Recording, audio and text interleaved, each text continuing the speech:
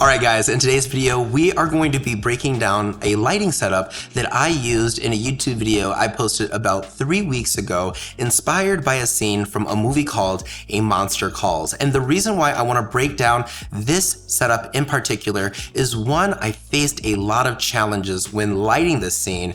Two, the lighting technique that I used is pretty uncommon.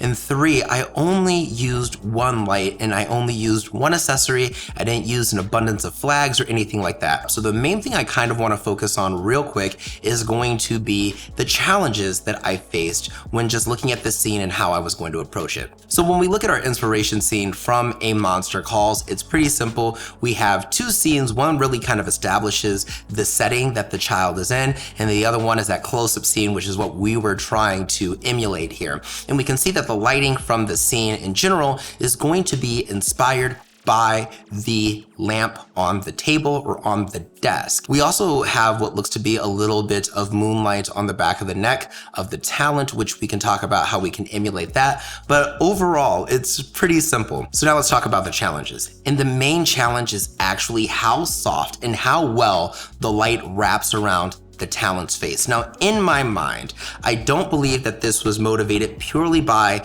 that lamp source, even though it had a shade, because it is such a small source. It's really hard to get that nice soft wraparound on the face. And this really eliminates the use of a little tiny LED light that you could throw on there to get a nice soft wraparound. That's gonna be just a little too small to get that nice soft light. And so when we take those things into account, we really have two options, right? We can move the desk and place a bigger light source there in front of the talent to get that nice soft wraparound. But in my case, I can't move the desk. So that option is off the table. Challenge number one. The other thing that you could do is perhaps hang a light. We did see that the light in the scene is actually a little bit above the talent. So if we did hang a light from the wall, kind of top down somewhere, it wouldn't be too far off as far as motivation goes, but I'm not using any type of equipment like that. So that is off the table. The last challenge that we're going to have to overcome in this case is going to be the fact that if I was to bring a bigger light source into the room, a softer light source, that is going to give us a big problem with respect to spill. Because I'm not using any accessories such as flags to bring in some negative fill or really control and shape that light, we would have a spill problem because the floors are white, the walls are white, and the ceiling is white. So this really boxes us into a corner, which is like, well, what are you going to do? This brings us to the lighting setup and the uncommon technique that I used, which, as I said, is pretty straightforward.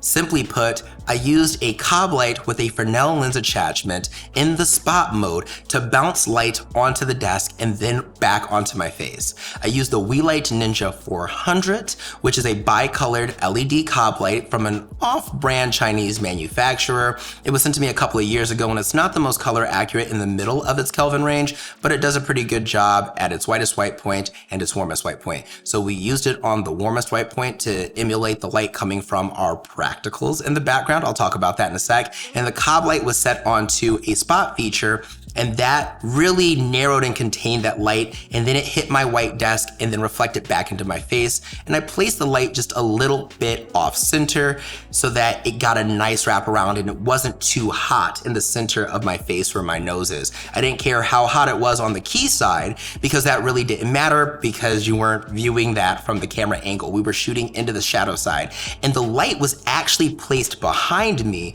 off frame and pointing towards the desk. Now, my desk was white in this case, and if you were doing this with a brown desk, I would simply use a couple of sheets of white paper to get a nice reflective surface to bounce that light back into your face. The implementation is also really simple, so I'm going to run you guys through that real quick. I took the tripod legs off of my tripod head, and I placed the head on the table with my Zcam E2 F6 to frame the shot. Then I started in a dark room, and because I didn't have any of that color in the background, I was going to create some interest with my practical lights that you can see here, or actually just the lights that light my studio, but they functioned as practicals. And all I did was I turned them down really, really low just to give them this glowy appearance, because remember, we're in a white room, we can't have them too bright. I also kind of like this style from a lot of the things I've seen on Apple TV recently, just like those dimly lit practical lights with a nice bright talent. It's kind of like my go-to thing right now. From there, I did my best to visually match the color temperature from the warmest white point of my cob light to the practical lights in the background. And then I set up my cob light just enough so that it was going to be off frame and you weren't getting any type of lens flares or reflections.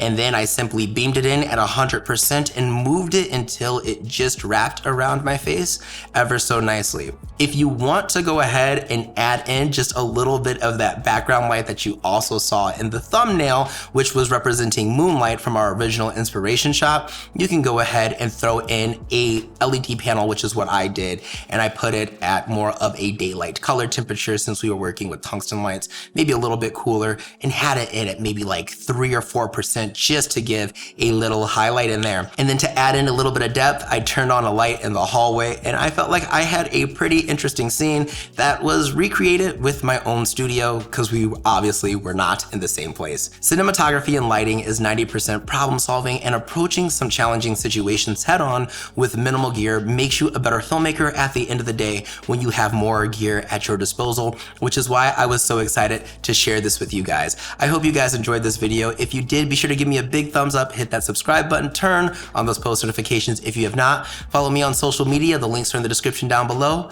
And now, more than ever, friends, if you are ever feeling uninspired, uncreative, or just want to give up on life, remember, every day, airplanes take off against the wind. Keep climbing, stay inspired, and as always, stay fabulous. I'm Sydney. I'll see you beautiful people next time. Peace out.